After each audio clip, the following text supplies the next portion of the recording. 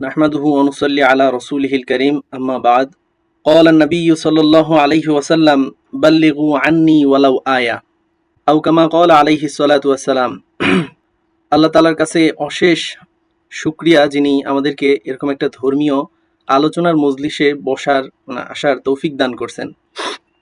তো আমরা দিনই একটি মজলিসে আসতে পারছি, সেই জন্য সকলেই শুকরিয়া আদায় করি আলহামদুলিল্লাহ। আল্লাহ রাসূল সাল্লাল্লাহু আলাইহি সাল্লাম বলছেন, দিনের আলোচনা যেইখানে হয় সেইখানে আসমান থেকে আসমানবাসীরা ওই আলোচনাটার মজলিসের দিকে তাকাই থাকে, আর আসমানবাসীরা আসমান থেকে এই নিচের এই দিনই আলোচনার মজলিসটাকে একটা আলোর মজলিস দেখতে থাকে এবং তারা সবাই আমাদের জন্য দোয়া করতে থাকে। তো সেরকম একটা মজলিসে আমরা আসতে পারছি, এটা একটা খুবই সুখের বিষয়, খুবই একটা ভাগ্যের বিষয়, সেজন্য আবারও শুকরিয়া আদায় করি আলহামদুলিল্লাহ। ভালো থাকা এটা অনেক বড় একটা নিয়ামত। যারা ভালো নাই তারাই জানে এই ভালো থাকাটা কত বড় একটা নিয়ামত। আমরা ভালো আছি বিধায় বুঝতে পারি না যে ভালো থাকাটা কত বড় নিয়ামত। যারা হসপিটালে আছে ওরা বুঝতে পারে যে আসলে ভালো থাকাটা কত বড় নিয়ামত। তো আজকে আমরা আসলে ওই ভালো না থাকার ব্যাপারটা আপনাদেরকে বলতে চাই। আমরা যখন অসুস্থ হইলে তো আমরা কি করি? চিকিৎসকের কাছে যাই না শরীরের চিকিৎসা করানোর জন্য? আমার জ্বর হয়েছে, আমি ডাক্তারের কাছে যাই যাতে করে আমার জ্বরটা ভালো হয়। যখন আমাদের শরীর অসুস্থ হয় তখন আমরা ডাক্তারের কাছে যাই শরীরের চিকিৎসা নেওয়ার জন্য। ঠিক একইভাবে আমাদের আত্মাও অসুস্থ হয়, সেটারও চিকিৎসা করা উচিত। আত্মাও কি হয়? অসুস্থ হয় এবং এটারও চিকিৎসা করা উচিত, কিন্তু আমরা এটার খেয়াল রাখি না। হ্যাঁ, এই আত্মার যে চিকিৎসা করতে হয় এইটা কোরআনে আল্লাহ তাআলা বহু জায়গায় বলছেন। তাজকিয়া, হ্যাঁ, তাজকিয়া করার কথা, ওমাই ইউজাক্কি নাফসা, এর ধরনের বহু আয়াত কোরআনে আল্লাহ তাআলা বলছেন যাতে নফসকে চিকিৎসা করার। নফস কি? নফস সম্পর্কে আমাদের জানা উচিত। নফস হইল, রাসূল সাল্লাল্লাহু আলাইহি ওয়াসাল্লাম বললেন যে শরীরের ভিতরে একটা গোশতপিণ্ড আছে, যখন ওই গোশতপিণ্ডটা নষ্ট হয়ে যায় তখন সব কিছু নষ্ট হয়ে যায়, আর যখন ওইটা ভালো থাকে তখন পুরা শরীর ভালো থাকে। এরপরে আবার আল্লাহ রাসূল বললেন আলা ওয়াহিয়াল কলব, আর শোনো, ওই যে গোশতপিণ্ডটার কথা আমি বললাম যেটা খারাপ হইলে পুরা মানুষের পুরা দেহ খারাপ হয়ে যায়, ওই অংশটা হইল কলব। বুঝতে পারছেন? আর আল্লাহ তাআলা কোরআনের অনেক জায়গায় বলছেন যে যে অন্তরকে পরিশুদ্ধ করলো, চিকিৎসা করলো, সেই সফল কাম। হ্যাঁ, তো সেই জন্য আমাদের অন্তর পরিশুদ্ধ করা লাগে, সেই জন্যই মূলত এই ক্লাসটার আয়োজন করা। হ্যাঁ, আমরা আত্মার পরিশুদ্ধ কিভাবে করতে পারি। হ্যাঁ, আমাদের শারীরিক সুস্থতা যেমন দরকার, আত্মার সুস্থতাও তেমন দরকার। তো আমাদের এই অনুষ্ঠানটার নাম আমরা তালিম দিছি। তো আপনারা এই তালিম সম্পর্কে কি জানেন? তো তালিম তো করব, তার আগে তালিম সম্পর্কে একটু জানা দরকার। তালিম একটা আরবি শব্দ, এটার অর্থ হলো শিক্ষা। হ্যাঁ, শেখা। তালিম অর্থ শেখা। তো আমাদের এইখানে তালিমের অর্থ হইল যে কোরআন হাদিস থেকে জ্ঞান শিক্ষা, এমন সব জ্ঞান শেখা যেটা দ্বারা আমরা দুই জাহানে সফল হতে পারবো। হ্যাঁ, দুনিয়া আখেরাতে দুই জায়গায় সফল হতে পারবো এমন একটা জিনিস শিখবো, সেই জন্য আমাদের এইটার নাম তালিম। তো এই তালিমটা তথাকথিত সব তালিম না। তো আমাদের এই তালিমের প্রোগ্রামে আমরা কি আলোচনা করব? আমাদের এই তালিমের প্রোগ্রামে আমরা 4টা বিষয় আলোচনা করার নিয়ত করছি। সেটা হলো আমরা কোরআনের কিছু সামান্য প্রতি অনুষ্ঠানেই কিছু কোরআনের আয়াতের অনুবাদ জানার চেষ্টা করব, এবং ওই অনুবাদগুলোর সাথে সাথে হলো আমরা করব, সামান্য তাফসির জানার চেষ্টা করব যাতে করে আমরা ওই আয়াতগুলো বুঝতে পারি। কেমন? তো এরপরে আমরা মাসলা পড়বো। হ্যাঁ, আমাদের জীবন চলতে ইসলামের কোন কোন বিধান আছে এগুলো আমাদের জানা দরকার, কিন্তু আমরা জানি না। হ্যাঁ, অজু কিভাবে করতে হয়, কোন পানি দিয়ে অজু করা যায়, কোনটা দিয়ে করা যায় না, হ্যাঁ, এগুলো আমাদের প্রচুর পরিমাণে জানা দরকার, কারণ এগুলো আমাদের লাগে কিন্তু আমরা জানি না। সেজন্য আমরা ওই মাসলা মাসাইল গুলো জানার চেষ্টা করব, এবং ছোট ছোট 4-5টা সূরা আমরা মস্ক করার চেষ্টা করব। যারা কোরআন ভালো করে পড়তে পারেন না তারা যেন ওইটা শিখে নামাজটা অন্ততপক্ষে শুদ্ধ করে পড়তে পারেন, তারপরে আপনি কোরআন শেখার চেষ্টায় থাকলেন। আর হলো লাস্টে গিয়ে আমরা আপনাদের প্রশ্নের উত্তর দেওয়ার চেষ্টা করব। তো কি বুঝলেন? আমাদের এই তালিমটা তথাকথিত কোনো তালিম না যেখানে ওই যে একটা বই পড়বো আমরা, সেরকম না। এখানে আমরা কোরআন হাদিস থেকে ইসলামটাকে বোঝার চেষ্টা করব এবং সেই অনুযায়ী চলার চেষ্টা করব। শোনেন, আমরা আজকে আল্লাহর একজন বান্দার পরিচয় জানবো। আল্লাহর বান্দা কেমন হয়? আমরা সবাই আল্লাহর বান্দা হিসেবে পরিচয় দিতে ভালোবাসি। হ্যাঁ, আমরা আল্লাহর বান্দা, কিন্তু আল্লাহর বান্দা কাকে বলে সেইটাই আমরা অনেকে জানি না। হ্যাঁ, আল্লাহর বান্দার কেমন হওয়া উচিত। হ্যাঁ, আমাদেরকে কি আল্লাহ তাআলা শুধু শুধুই পৃথিবীতে সৃষ্টি করছেন? হ্যাঁ, শুধু শুধুই চলে যাবে এই জন্য সৃষ্টি করছেন? না, আল্লাহ তাআলা কোরআনে বলছেন, আফা হাসিবতুম আন্নামা খলাকনাকুম আবাসা ওয়া আন্নাকুম ইলাইনা লা তুরজাউন। তোমরা ধারণা করছো যে আমি তোমাদেরকে সৃষ্টি করছি শুধু শুধু, আর তোমরা এই খেয়ে দিয়ে বেঁচে আছো আর মরে যাবে, এই শেষ? না, এরকম না। কেন সৃষ্টি করছেন? অন্য আয়াতে আল্লাহ তাআলা বলছেন, ওমা খলাকতুল জিন্না ওয়াল ইনসা ইল্লা লিয়াবুদুন। আমি জিন এবং ইনসানকে সৃষ্টি করেছি আমার ইবাদত করার জন্য। এখানে লম্বা চূড়া আলোচনা আছে, অন্য আরেক দিনে অন্য এক পর্বে এই আয়াতটা শুধু আমরা তাফসীর জানার চেষ্টা করব। তো আমাদেরকে আল্লাহ তাআলা বানাইছেন হলো তার ইবাদত করার জন্য। এই ইবাদতকারীকে বলা হয় আবেদ। হ্যাঁ, আমরা আল্লাহর আবেদ। তো কোরআনে আল্লাহ তাআলা বলে দিয়েছেন একজন আবেদ, আল্লাহর ইবাদতকারীর গুণাগুণ কেমন হওয়া উচিত। হ্যাঁ, আমরা একজন মুসলমান আল্লাহর বান্দা, আমাদের চলাফেরা কেমন হবে। হ্যাঁ, আমরা একজন আল্লাহর বান্দা হিসেবে কেমন হব, সেইটা আল্লাহ তাআলা কোরআনে স্পষ্ট করে বলছেন। কয়েকটা গুণের কথা, 10-12টা গুণের কথা এখানে বলছে। আমরা ওইগুলো আজকে জানার চেষ্টা করব। আর এই গুণগুলোর কথা আল্লাহ তাআলা বলছেন এমন ভাবে যে আহ, এই যে আমরা কাউকে আপন করে বলি না, এই যে শোনো, সবার জন্য তো একটা কথা, ওইটা সবাই মানতেছে, যুক্তিগত কথা, কিন্তু তোমাকে ভালোবেসে আমি একটা কথা বললাম। সেই ধরনের আদর করে আল্লাহ তাআলা কোরআনে সূরা ফুরকানের লাস্টের দিকে কিছু গুণ বৈশিষ্ট্য বলছে, যেগুলো আল্লাহ তাআলার প্রিয় বান্দাদের জন্য। হ্যাঁ, সেগুলো আমরা জানবো। আপনারা কি আমার কথা শুনতে পাইতেছেন ভালোভাবে? একটু জানান। জি হুজুর। শোনা যাচ্ছে, কিন্তু আপনার স্পিকারটা আর একটু বাড়ায় দিলে মনে হয় ভালো হতো। ওকে, ঠিক আছে। স্পিকার বাড়ানো আপনার মাইক অফ রাখেন। হ্যাঁ,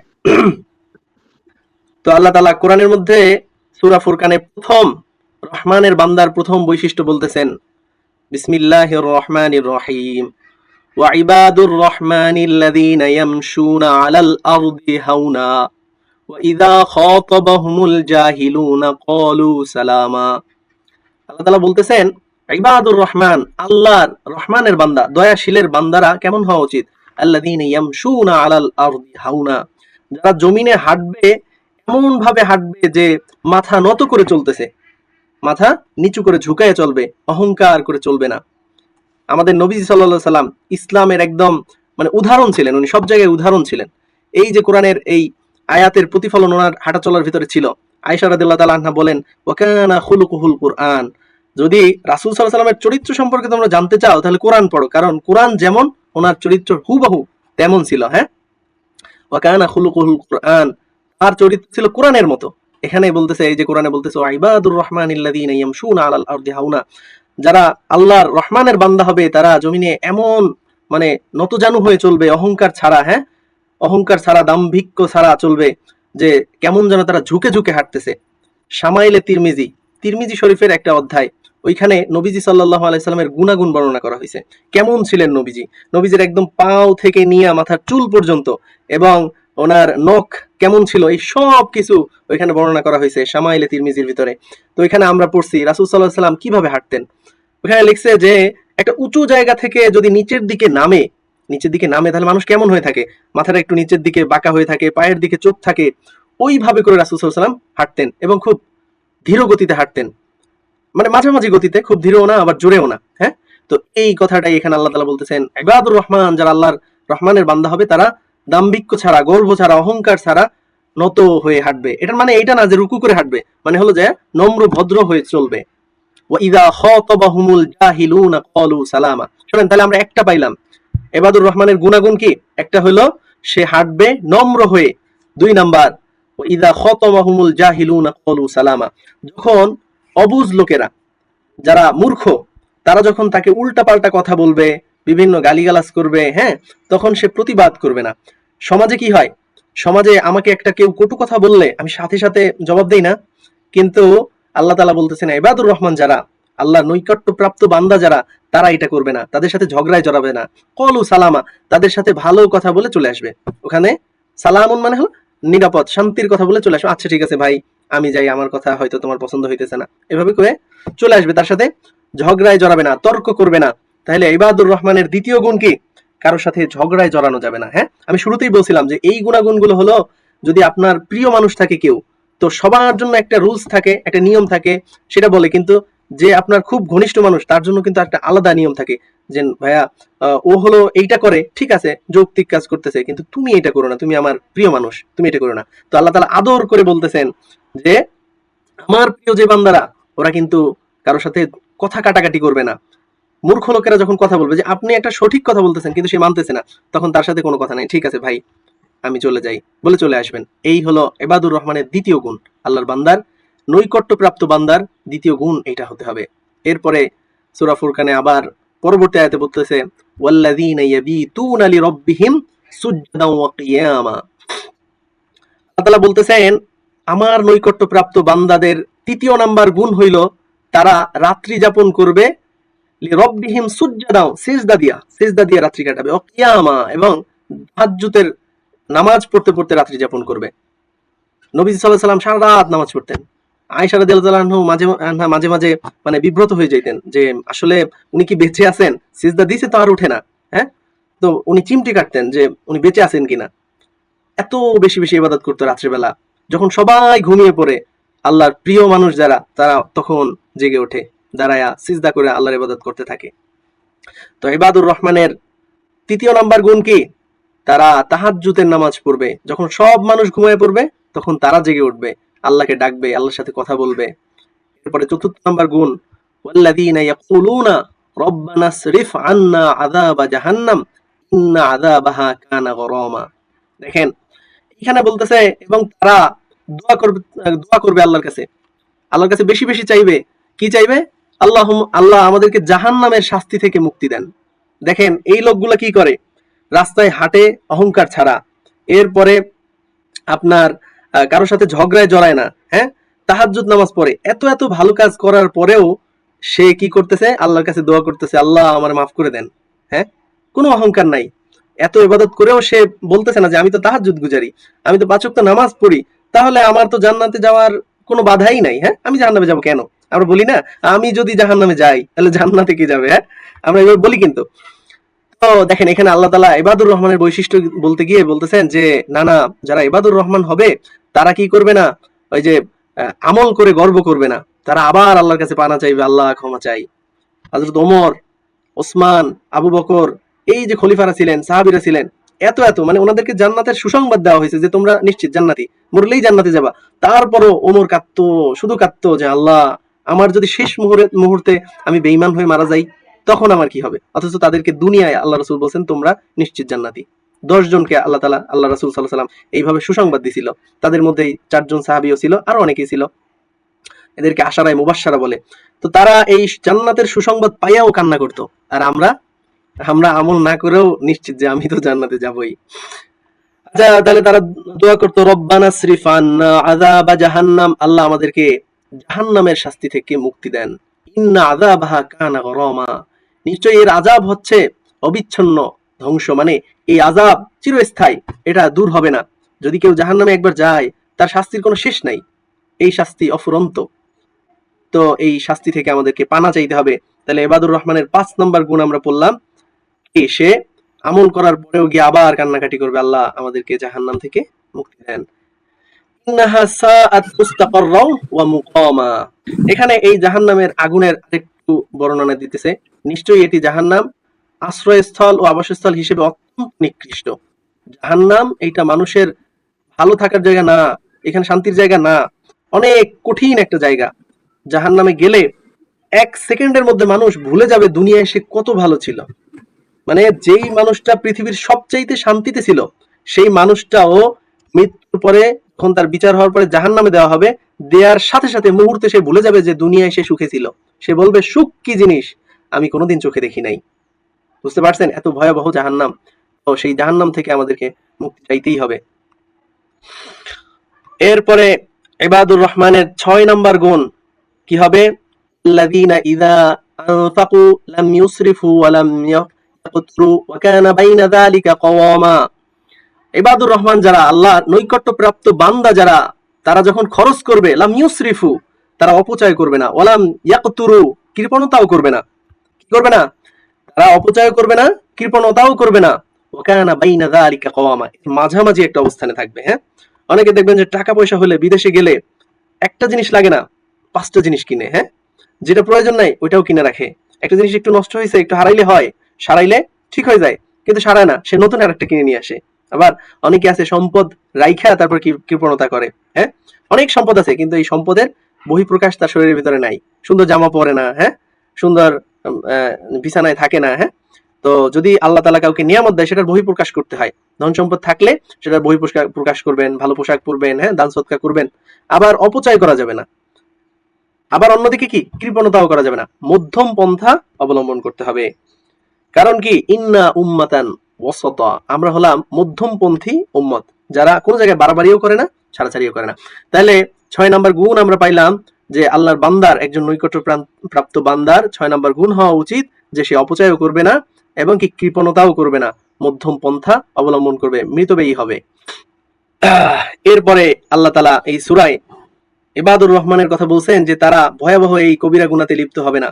সব গুনাহ থেকেই আল্লাহ তাআলা বিরত থাকতে বলছেন, এইখানে ভয়াবহ 3টা কবিরা গুনার কথা বলছেন যেইগুলো থেকে আমাদের বেঁচে থাকতে হবে। ওয়াল্লাযীনা লা ইয়াদউনা মা'আল্লাহি ইলাহান আখার, ওয়াল্লাযীনা লা ইয়াদউনা মা'আল্লাহি ইলাহান আখার। ইবাদুর রহমান তারা আল্লাহর সাথে অন্য কাউকে শরীক করবে না। শরীক করবে না বলতে মানে আমরা বিশ্বাস করি কি যে আমাদের সবকিছু দেনেওয়ালা কে? আল্লাহ। সবকিছু করনেওয়ালা কে? আল্লাহ। এই পৃথিবী সৃষ্টির মালিক আল্লাহ, ধ্বংস করবেন আল্লাহ, সকল ক্ষমতা আল্লাহর হাতে। আমরা যা করি আর যা ভাবি সবই আল্লাহর হাতে। হ্যাঁ, তো এই করার ক্ষেত্রে, চাওয়ার ক্ষেত্রে কেউ আল্লাহর সাথে অন্য কাউকে শরীক করবে না। হ্যাঁ, কেউ কেউ আছে খুব ভালোভাবে ইয়ে করে, একদম একদল আছে তো একদম ভন্ডা, ওরা হলো কি করে, ওই যে বাবার কাছে যায় চাইতে, বিপদে পড়ছে বাবা মুক্তি করবে, হ্যাঁ, বাবা মুক্ত করবে, বিপদে পড়ছে এই যে দরবেশ সে মুক্তি দিবে। আমি আর্থিক সংকটে আছি, বাবার কাছে যায়, হ্যাঁ, সন্তান হয় না, বাবার কাছে যায়, কবরের কাছে যায়। এই যে চাওয়া, আপনি আল্লাহ ছাড়া অন্য কারো কাছে চাইলেন, হ্যাঁ, এইটা হলো শিরক। এই শিরিক করা যাবে না। হ্যাঁ, তাহলে আল্লাহর বান্দা হওয়া যাবে না। অনেক আছে বলে না সবকিছু আল্লাহ তাআলাই করে, কিন্তু আমরা পীর বাবার কাছে যাই কেন? ওনার উসিলায় যদি আল্লাহ তাআলা আমাদেরকে ইয়া করে, আমরা তো গুনাহগার, আমার কথা আল্লাহ শুনবো কেন? হ্যাঁ, তো পীর বাবা তো অনেক ভালো মানুষ ছিল, তাই ওনার কবরের কাছে যাই বলি বাবা একটু আল্লাহরে বলে দেন। হ্যাঁ, এটাও কুফরি, শিরকি, আল্লাহর সাথে শিরিক করা হয়। কারণ আল্লাহ তাআলা বলছেন আমার বান্দা যখন আমাকে ডাকে সাথে সাথে আমি শুনতে পাই এবং উত্তর দেই, কিন্তু সেটা আমরা শুনতে পারি না। পৃথিবীতে যত মানুষ যত দোয়া করে সব দোয়া আল্লাহর কাছে জমা থাকে। আল্লাহ যেটা আমাদের জন্য ভালো মনে করেন সেটা দুনিয়ায় দেন, যার জন্য যেটা ভালো মনে করেন সেটা দেন, আর বাকিগুলো জমা করে রেখে দেন। তো সেই জন্য কি করা যাবে না? ইবাদুর রহমান 7 নম্বর বৈশিষ্ট্য, সে কি করবে না? ওয়াল্লাযীনা লা ইয়াদউনা মা'আল্লাহি ইলাহান আখার, সে আল্লাহর সাথে কাউকে শিরিক করবে না। ওয়ালা ইয়াকতুলুনা আন-নাফসাল্লাতী হারামাল্লাহু ইল্লা বিল হক, এবং তারা অন্যায়ভাবে কাউকে হত্যা করবে না, তবে আল্লাহ যেইভাবে বলছেন সেইভাবে হত্যা করে যেতে পারে। এইখানে একটা বোঝার ব্যাপার, অন্যায়ভাবে হত্যা করতে পারবে না মানে দেখেন যদি ইসলামী রাষ্ট্র হইতো, এইখানে যদি কেউ আরেকজনকে হত্যা করত, তাকে এই ইসলামী রাষ্ট্র হত্যা করত, এটা হলো ইসলামী আইন। হ্যাঁ, তো এইটার বিপরীতে যায় যে অন্য মানুষকে, আমার একজন শত্রু তো তাকে হত্যা করে ফেলি, এইটা হলো কি অন্যায়ভাবে হত্যা করা। তো আল্লাহ তাআলা বলছেন ওয়ালা ইয়াকতুলুনা আন-নাফসাল্লাতী হারামাল্লাহু ইল্লা বিল হক, আল্লাহ সব মানুষকে হত্যা করা হারাম করছেন, এই হত্যা করা যাবে না, তবে যদি শরিয়া সিদ্ধ পন্থা হয়। সেটা বাংলাদেশে বর্তমানে সম্ভব না, কারণ এটা ইসলামী রাষ্ট্র না। যদি কোনোদিন খেলাফত হয় তখন এটা প্রযোজ্য হবে। সেই জন্য এখন সব ধরনের হত্যাই কি অপরাধ। কেউ যদি মনে করে যে জেনাকারী তাকে আমি হত্যা করে ফেলবো, হ্যাঁ, একজন সিরিয়াল কিলার তাকে আমি হত্যা করে ফেলবো, আপনি পারবেন না, এটা অধিকার ইসলাম আপনাকে দেয় নাই। তাহলে 8 নাম্বার গুণ, কেউ অন্যায়ভাবে কাউকে হত্যা করতে পারবে না। ওয়ালা ইয়াজনুন, এবং তারা জিনা করবে না। ইবাদুর রহমান তারা কি করবে না? জিনা করবে না। এই জিনার প্রসঙ্গ আসলেই আমরা হলো যে ভাবতে থাকি হলো জিনা মানে সেই তথাকথিত জিনা যেটা একদম মারাত্মক পর্যায়ে, যেটা আপনারা যেটা বুঝতে পারেন, ওই জেনাই শুধু জেনা না, চোখেরও জেনা আছে, হ্যাঁ, মুখেরও জেনা আছে, কানেরও জেনা আছে। হ্যাঁ, আমরা চোখ দিয়ে মনে করেন খারাপ জিনিস দেখলাম, হ্যাঁ, এইটা চোখের জেনা। মুখ দিয়ে ফাহিশা বললাম, এটা মুখের জেনা। হ্যাঁ, কান দিয়ে খারাপ কথা শুনলাম, এটা কানের জেনা। তো এই সব জেনা থেকে আমাদের কি বাঁচতে হবে, বেঁচে থাকতে হবে, যদি আল্লাহর নৈকট্য প্রাপ্ত বান্দা হতে চাই আমরা। হ্যাঁ, এখানে বলা হয়েছে ইবাদুর রহমান, আল্লাহর বান্দা। আপনি নিজেকে আল্লাহর বান্দা দাবি করতে হলে এগুলো থেকে আমাদের মুক্ত থাকতে হবে। 8 নাম্বার বৈশিষ্ট্য ওয়াল্লাযীনা লা ইয়াশহাদুনা যুরা, এবং ইবাদুর রহমানরা কখনো মিথ্যা সাক্ষ্য দিবে না। মিথ্যা সাক্ষ্য এখন সমাজে একদম সয়লাব চলতেছে। আপনার একজন আত্মীয় স্বজন সে একটা মামলায় জড়াইছে, তো আপনার অন্য আত্মীয় এসে সে কিন্তু ওই ঘটনার কিছুই জানে না, শুধু শুধু সাক্ষী দিতেছে, হ্যাঁ আমি দেখছি, এই যে আমার ভাইকে এই করছে, হ্যাঁ এই যে সাক্ষী, মিথ্যা সাক্ষী, এইটা দেয়া যাবে না। আল্লাহ তাআলা বলেন কি ওয়াল্লাযীনা লা ইয়াশহাদুনা যুরা, যারা ইবাদুর রহমান হবে তারা মিথ্যা সাক্ষী দিবে না। এরপরে ওয়াইদা মাররু বিল লাগওয়ি মাররু কিরামা, দেখেন এইটা আরেক গুরুত্বপূর্ণ ব্যাপার। 9 নাম্বার ইবাদুর রহমানের 9 নাম্বার গুণ ওয়াইদা মাররু বিল লাগওয়ি মাররু কিরামা, যখন সে অনর্থক কাজ বা কথার পাশ দিয়ে যাবে সে তখন সম্মানের সাথে এইটাকে বর্জন করে চলে যাবে। বুঝতে পারছেন? সম্মানের সাথে বর্জন বলতে, ধরেন আপনার পাশে একজন হলো গীবত শিকায়ত করতেছে, ঠিক আছে, আপনি চুপচাপ বসে বসে শুনলেন, যেটা সমাজে ঘটে, আমাদের সমাজে আপনার পাশে গীবত হয়, আপনি মনে করতেছেন গীবত তো গুনাহ, তো আমি চুপ থাকি, শুনতেছেন, বসে বসে শুনতেছেন, গীবত শোনাও একটা গুনাহ, তো শুনতেছেন, লাস্টে বলতেছে তোমরা যেগুলো করতেছো এগুলো তো গীবত, গীবত গুলা তো পাপের ব্যাপার, তারপরেও বলি আল্লাহ মাফ করুক, ও তো এই সমস্যা, হ্যাঁ ওনার তো এই সমস্যা, এই যে গীবত করলেন, হ্যাঁ এই গীবত করা যাবে না। কোথাও গীবত দেখলে আপনি পারলে থামাবেন যে ভাই এটা গীবত হইতেছে, আপনারা কইরেন না। যদি মনে করেন যে তারা না আমার কথা শুনবে না, তাহলে কি করবেন? এই যে ইবাদুর রহমানের কথা আল্লাহ বলতেছেন ওয়াইদা মাররু বিল লাগওয়ি, যখন অনর্থক জিনিসের পাশে ইবাদুর রহমান থাকবে, আল্লাহর বান্দা থাকবে, সে কি করবে? মাররু কিরামা, সে ওইখান থেকে সম্মান সূচক সম্বোধন করে চলে যাবে, যা ভাই আমার একটু ব্যস্ততা আছে, আমি জায়গা, তোমরা থাকো আমি জায়গা, সুন্দর করে বলে এভাবে চলে আসবেন। এরপরে কয় নাম্বার হইতেছে এটা? হয় 10-11 নম্বরে চলে আসছি আমরা।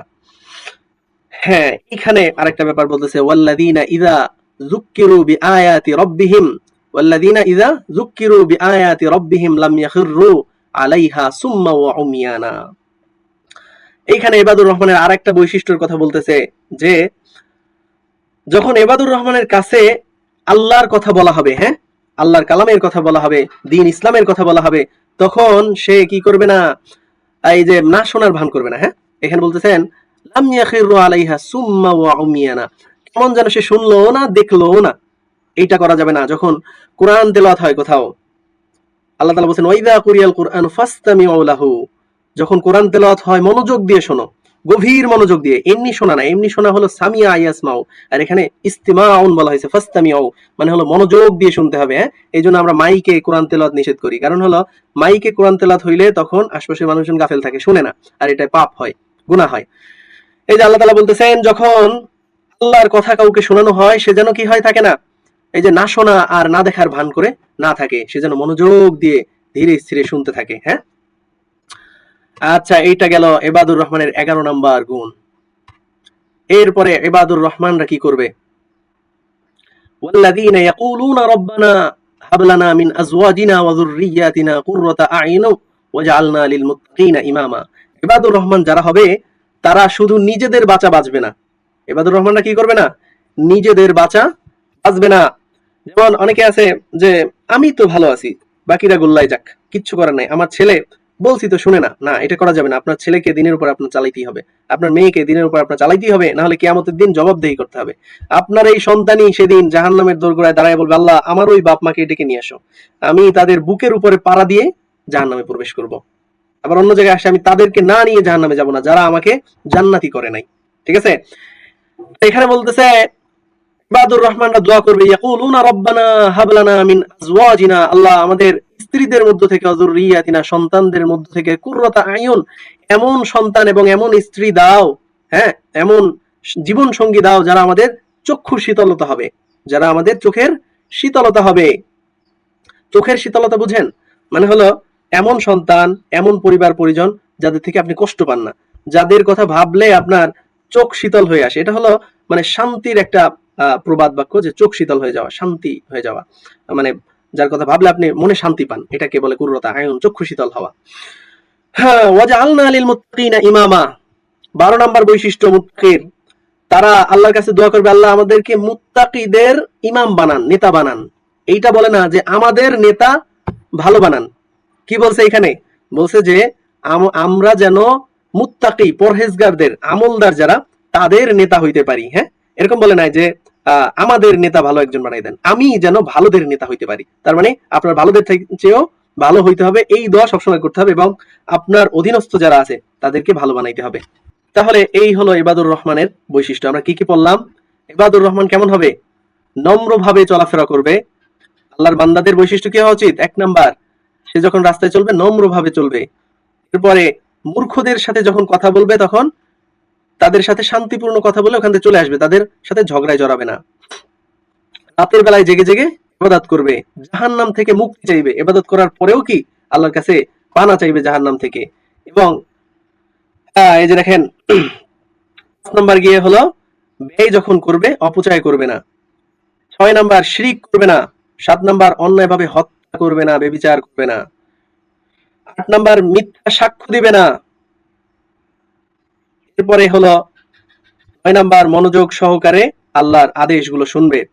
এরপরে হলো মুত্তাকিদের নেতা হইতে চাইবে, সে একা একা জান্নাতে যাইতে চাইবে না, সবাইকে নিয়ে জান্নাতে যাইতে চাইবে। তাহলে এই সব গুণাবলী 12টার মতো গুণ এখানে আছে, আমি হয়তো গণনায় ভুল করছি, আলাদা আলাদা পাঠ করে নেবেন আপনারা। তো এই 12টা গুণ একজন আল্লাহর বান্দার থাকা উচিত, তাহলেই আমরা আল্লাহর বান্দা হিসেবে দাবি করতে পারবো।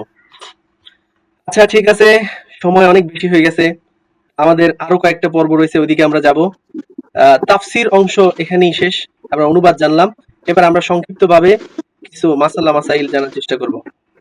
এখন কথা হইল, আমরা মনে করেন আল্লাহর বান্দা হইলাম, খাঁটি আল্লাহর বান্দা হইলাম, তারপরে আমাদের কি লাগবে? আমাদের নামাজ রোজা করতে হবে না?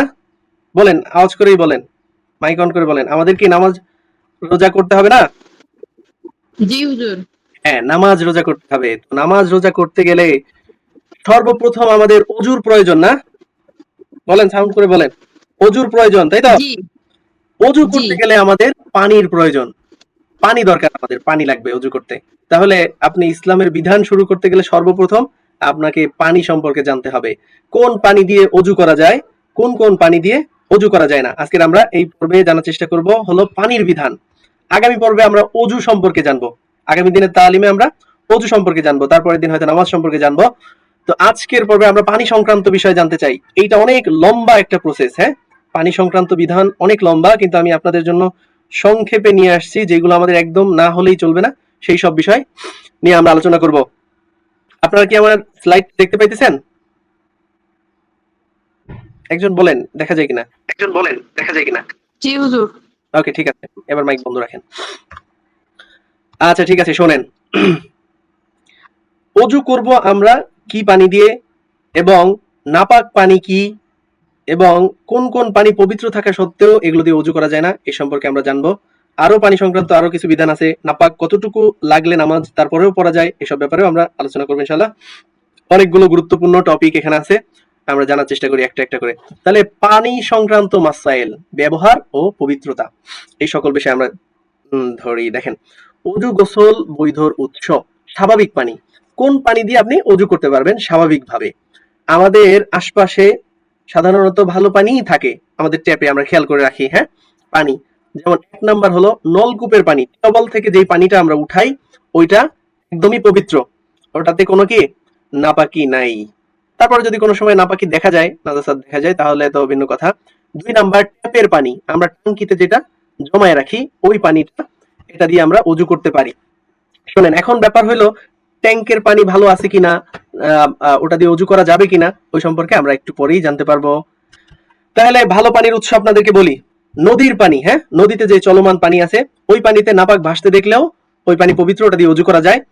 ধরেন মরা একটা প্রাণী পড়ে রয়েছে, তারপরে অজু করা যায়, ওইটা সরে গেলে দূর থেকে, যেখানে গন্ধ আসে না ওখান থেকে অজু করলে নদীর পানি দিয়ে অজু হয়। সমুদ্রের পানি তো আরো ভালোভাবে হয়। এবং বড় পুকুর, যেসব পুকুর বড় 10 হাত বাই 10 হাত, মানে লম্বায় 10 হাত চওড়ায় 10 হাত, এর চাইতে বড় যে পুকুর, এইগুলো দিয়েও অজু করা যায়, যদিও এক পাশে কি মুরগি একটা পরে মরে থাকে। হ্যাঁ, তারপর অন্য পাশে যে সাইডে গন্ধ আসে না ওখান থেকে অজু করা যায়। তবে 10 হাত বাই 10 হাত পুকুরের চাইতে নিচে যখন আসবেন তখন এ নিয়ে কথাবার্তা আছে, এগুলো আমরা আলোচনা করব। এরপর হলো একটা পানি আছে পবিত্র, কিন্তু ওইটা দিয়ে অজু করা যায় না, সেটা হলো ব্যবহৃত পানি। এটাকে মায়ে মুস্তামাল বলে আরবিতে। ব্যবহৃত পানি, ব্যবহৃত পানি কোনটা? আমরা ধরেন বালতি নিয়ে অজু করি, অনেক সময় বালতির ভেতরে অজু করতেছেন, এই যে আপনি অজু করলেন, হাত ধুইলেন, ওই পানিটা আবার বালতির ভেতরে হলো, এই যে পানি, এটা হলো মায়ে মুস্তামাল, এটা দিয়ে অজু হয় না। সেই জন্য আপনার বালতি দিয়ে অজু করতে গেলে একটা মগ নিয়ে বাহিরে অজু করবেন। হ্যাঁ, বালতির ভিতরে অজু করা যাবে না। আপনার হাত ধোয়া পানি বালতির ভিতরে আবার পড়লে ওইটা মায়ে মুস্তামাল হয়ে যায়, ব্যবহৃত পানি হয়ে যায়। ওই পানিটা যদিও পবিত্র, কিন্তু ওটা দিয়ে কি হয় না, শরীর পবিত্র হয় না, অজু হয় না। এরপরে নাপাক পানির সম্পর্কে আমরা শুনবো। নাপাক পানি চেনার নিয়ম। অল্প পানিতে নাপাক কি পড়া বনাম বড় হাউজে জলাশয়। আচ্ছা, এটা একটু আগে বললাম আমি। সেটা হলো অল্প পানি বলতে হলো 10 হাত বাই 10 হাত পুকুরের চাইতে ছোট পুকুর, এবং হইলো আপনার ছোট বলতে আর যা হয় বালতি কলস ড্রাম যা আছে এগুলো সব কম পানির অন্তর্ভুক্ত। সুতরাং এইটার ভিতরে যদি কোনো নাপাক পড়ে, যেমন মুরগি মরা পড়লো, একটা গরু মরা পড়লো, বা গরুর এক ফোঁটা পেশাব পড়লো, বা মানুষের এক ফোঁটা পেশাব পড়লো, হ্যাঁ, এই ধরনের যাই পড়ুক, এই পানি নাপাক, এটা দিয়ে আর অজু করা যাবে না।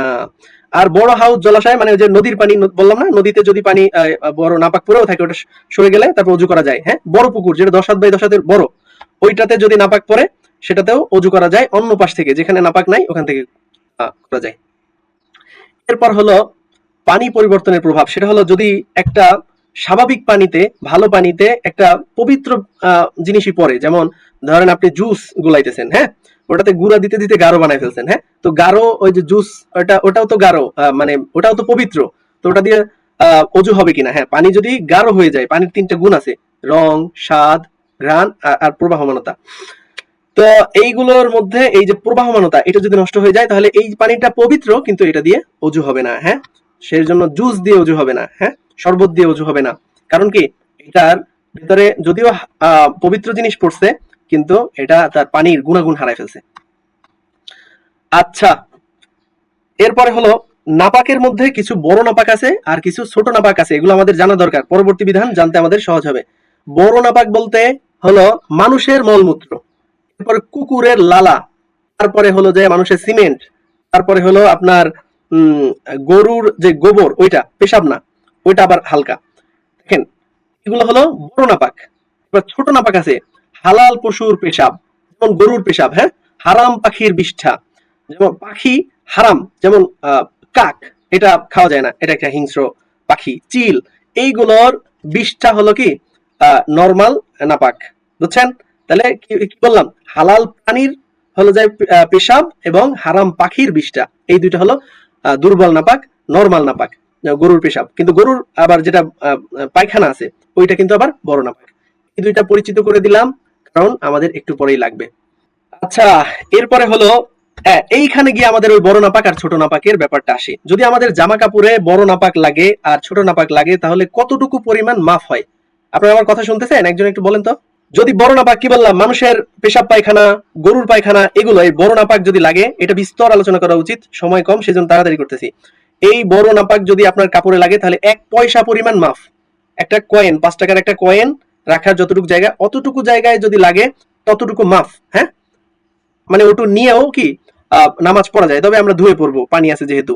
আর যদি শক্ত হয় তাহলে একটা সোলাবুট পরিমাণ মাফ, এর বেশি হলে মাফ নাই, ওই জামা কাপড় পরে নামাজ পড়া যাবে না। আর নরমাল যে নাপাক আছে, কি বলছিলাম, গরুর পেশাব, এরপরে চিল, কাক, এগুলোর পায়খানা, হ্যাঁ, এইগুলো হলো যদি জামা কাপড়ে লাগে, তাহলে যেই অংশটায় লাগছে, যেমন হাতায় লাগছে, ওর 3 ভাগের 1 ভাগ পরিমাণ যদি নাপাক ভরে যায়, তারপরেও নামাজ পড়া যাবে। যদি 3 ভাগের 1 ভাগের বেশি ভরে নাপাক লাগে, তখন আর নামাজ পড়া যাবে না। ভালো করে বুঝেন এটা। নরমাল নাপাক, এটা যদি জামা কাপড়ে লাগে, তাহলে অংশ বিবেচনা করতে হবে, হাতা, বডি, হ্যাঁ, টুপি, আলাদা আলাদা চিন্তা করতে হবে। ওই আলাদা অংশের 3 ভাগের 1 ভাগ পরিমাণে লাগলে ওইটা মাফ, তার চাইতে বেশি হলে মাফ না, ওইটা ধোয়া ছাড়া নামাজ পড়া যাবে না। এরপর হলো নাপাক পরিষ্কার করার পদ্ধতি। দৃশ্যমান নাপাক যদি হয়, যেই নাপাকটা আমরা দেখতে পাই, হ্যাঁ, তাহলে ওই নাপাকটা ধুইলেই পবিত্র হয়ে যাবে। নাপাক দূর হইলেই হয়েছে, সেটা 1 বার ধোয়াতে হোক আর 3 বার ধোয়াতে হোক, বুঝছেন? মনে করেন এখানে একটু গরুর গোবর লাগছে, আমি ধুয়ে ফেললাম, 1 বার ধোয়াতেই আমার মনে হইতেছে যে আর নাপাক নাই, তাহলে কি শেষ, পবিত্র হয়ে গেলাম। 3 বার ধুইলেও চলে। কিন্তু অদৃশ্য নাপাক হয়, যেমন মনে করেন যে একটু পেশাবের ফোঁটা লাগছে, ওইটা শুকায় গেছে, এখন আর খুঁজে পাইতেছি না, তাহলে ওই কাপড়টাকে 3 বার ধুইতে হবে, তার আগে পবিত্র হবে না।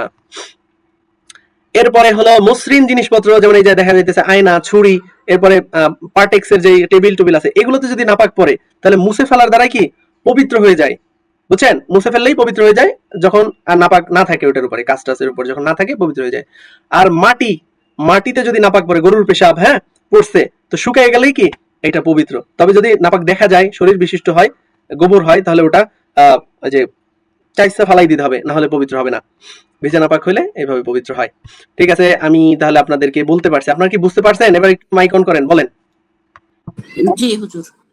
আমি অনেক তাড়াতাড়ি বললাম তো, হয়েছে নাকি বুঝতে? জি হুজুর, বুঝতে পারছি ইনশাআল্লাহ। বুঝতে পারছেন? আলহামদুলিল্লাহ। আলহামদুলিল্লাহ, বুঝতে পারছেন, ভালো আলহামদুলিল্লাহ। হয়েছে। ঠিক আছে, তো আজকে আমরা যেগুলো আলোচনা করলাম আপনাদের উপকারে আসছে? এগুলো জানা দরকার, এগুলো আলহামদুলিল্লাহ, জানা দরকার। জানা দরকার। হ্যাঁ, তো আমরা প্রতি সপ্তাহে চাইবো এইভাবে আপনাদেরকে কোরআন থেকে শোনানোর জন্য এবং মাসলা মাসাইল শেখানোর জন্য। এই যে আপনাদেরকে আমি আলোচনা করলাম, এটা একটা বই থেকে আলোচনা করছি, ওইটা আরবি বই, কিন্তু আপনাদেরকে আমি ওইটার বাংলাটা দিয়ে রাখবো। আপনারা চাইলে ওখান থেকে এটা আরো বিস্তারিত পড়তে পারবেন। হ্যাঁ, এই সংক্রান্ত বিষয়ে যদি কোনো প্রশ্ন থাকে করতে পারেন। কারো কোনো প্রশ্ন আছে? বলেন। হুজুর, আমার একটা প্রশ্ন। হ্যাঁ বলেন, প্রশ্ন বলেন। আমার এখানে একটা প্রতিবেশী হচ্ছে হিন্দু। হ্যাঁ, তা উনি যদি এমনিতে ভালো সম্পর্ক, তো উনি যদি কিছু দেয় তাহলে ওটা যদি খাই তাহলে কি কোনো সমস্যা হবে? যদি মানে ওদের অনেকে বলে যে 40 দিনের ইবাদত নষ্ট হয়, এটা হয় সেটা হয়, অনেকে বলে। না না না, অনেকের বলার দরকার নাই। যদি এই খাবারটা আপনার ওনাদের কোনো উৎসবের না হয়, বুঝতে পারছেন, ওনাদের কোনো উৎসবের না হয় তাহলে ওইটা খেতে পারবেন, কোনো সমস্যা না। তবে তাদের যদি কোনো উৎসবের হয়, ধর্মীয় উৎসবের, তাহলে এটা খাওয়া যাবে না। কারণ তারা এই খাবারগুলো তৈরি করে তাদের এই যে এই যে ভগবান আছে তাদের জন্য, তো ওইটা হলো শিরকি খাবার। হ্যাঁ, শিরিক করা হয়েছে খাবারটা নিয়ে, এই খাবারটা খাবো না। ধর্মীয় বলতে ওই যে জন্মদিন বা এটা সেটা করে, বা কোনো মানত যদি থাকে ওদের ওদের যত তখনই তো দেয় সবাইকে, তাছাড়া তো দেওয়া হয় না। ওদের যে ধর্মীয় অনুষ্ঠান আছে, যেমন পূজার খাবার, হ্যাঁ, ইত্যাদি হ্যাঁ। ইত্যাদি যেসব জিনিস থাকে, এগুলো খাই দিতে হবে। উনি যদি বাসায় রান্না করছে আপনাকে খাওয়াইতে দিতেছে তাহলে খান। তবে সচেতনতা হইলো, আপনি হলো বাজার থেকে কিনে এনে দিলে ওইটা খাবেন, এমনি গুলো খাবেন না। বুঝছেন, ওদের ঘরে রান্না করার গুলো খাওয়া ঠিক হবে না আর কি। বুঝছেন, এমনিতে হারাম না। আমি কি বুঝাইতে পারলাম? আচ্ছা, বুঝতে পারছি। হ্যাঁ। তাহলে আজকের অনুষ্ঠান আপনাদের জি ভালো আচ্ছা। লাগছে? জি হুজুর। জি হ্যাঁ, হুজুর, ভালো লাগছে। আলহামদুলিল্লাহ। ইসলাম অনেক সুন্দর, কোরআন অনেক সুন্দর। আমরা জানবো এটাকে, একারা জানবো না। হ্যাঁ, ওইখানে পড়লাম না, মাইক মাইক অফ করেন আপনারা। জি। আমরা একারা জানবো না, আমরা সবাইকে নিয়ে জানবো। হ্যাঁ, সবাইকে নিয়ে জান্নাতে যেতে চাই আমরা। হ্যাঁ, ইবাদুর রহমানের একটা বৈশিষ্ট্য হলো কি, সে একা জান্নাতে যাওয়ার চেষ্টা করবে না, সবার জন্য চিন্তা করবে। আচ্ছা ঠিক আছে, ভালো থাকেন। আসসালামু আলাইকুম ওয়া রাহমাতুল্লাহ।